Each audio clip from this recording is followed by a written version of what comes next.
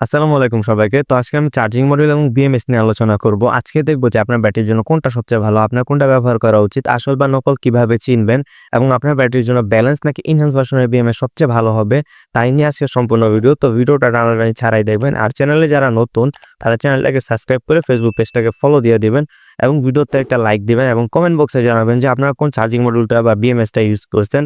তো আর কথা না বাড়িয়ে ভিডিওটা শুরু করা যাক। ভিডিও শুরুতে আমার হাতে যে চার্জিং মডিউলটা এটা হলো TP4056। এটা একটা কমন চার্জিং মডিউল, হয়তো আপনারা অনেকে এটা ইউজ করছেন। এটার মেইন আইসিটা চার্জিং এর কাজ করে এবং সাইড এলইডি ইন্ডিকেটর দেওয়া আছে, নিচে একটা 1S BMS।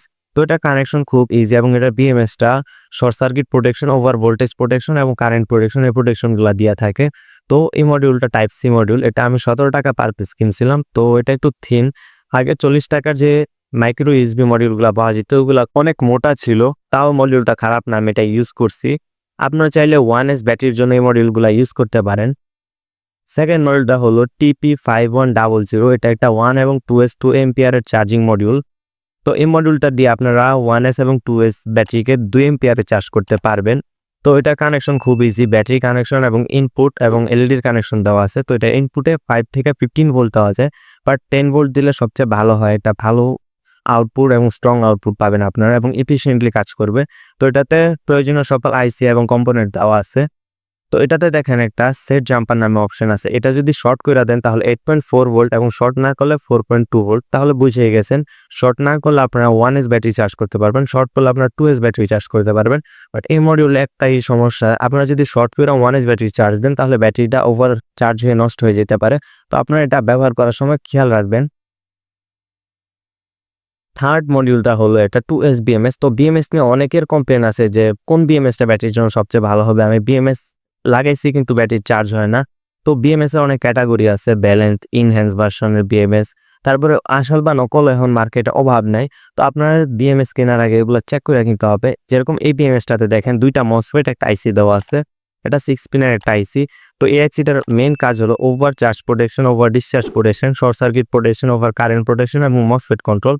তো এই আইসিটা এই ধরনের প্রোটেকশনগুলো দিয়ে থাকে, বাট ব্যাটারি ম্যানেজমেন্টের জন্য কোনো আইসি এক্সট্রা করে দেওয়া নাই।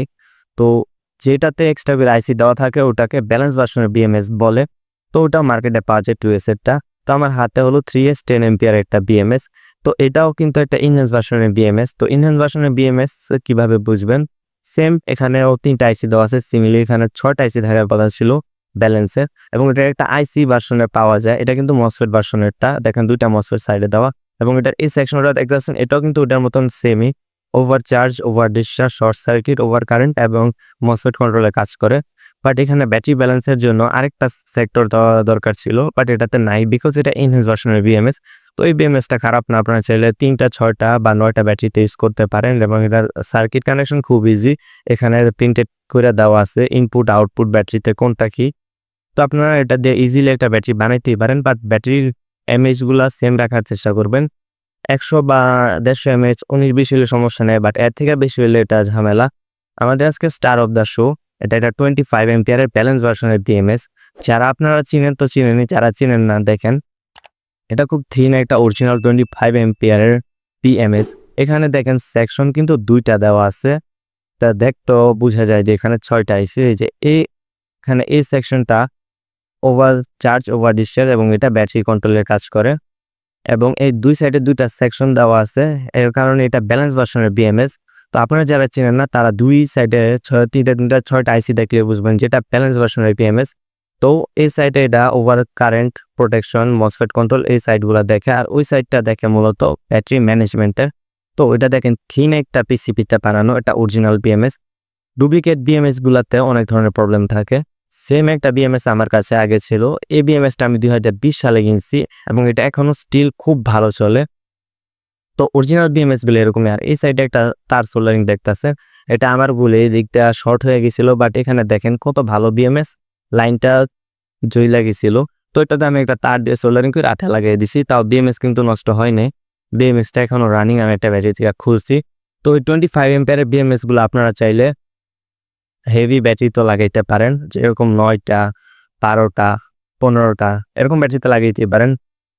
তো এই বিএমএস গুলা ইউজ করলে আপনারা মনে করেন অনেক ভালো ব্যাটারি ব্যাকআপ পাবেন, এফিসিয়েন্টলি ব্যাটারিকে চার্জ করতে পারবেন এবং আদার্স যে ফেসিলিটি প্রোভাইড করে ওই ফেসিলিটিগুলো পাবেন। দেখবেন ইনহ্যান্স ভার্সনের বিএমএস থেকে ব্যাকআপও বেশি পাইতেছেন ব্যালেন্স ভার্সনের বিএমএস এ, কারণ এটা ব্যাটারিটাকে ব্যালেন্স করে রাখে এবং দেখেন এটার পিসিবিটাও থিন এবং এটা সব সাইডে মার্কিংও করা আছে ইনপুট আউটপুটের। তো আপনারা সবসময় বিএমএস কেনার আগে এটা খেয়াল করে কিনবেন। তো আজকের জন্য আল্লাহ হাফেজ, পরবর্তী ভিডিওতে দেখা হবে।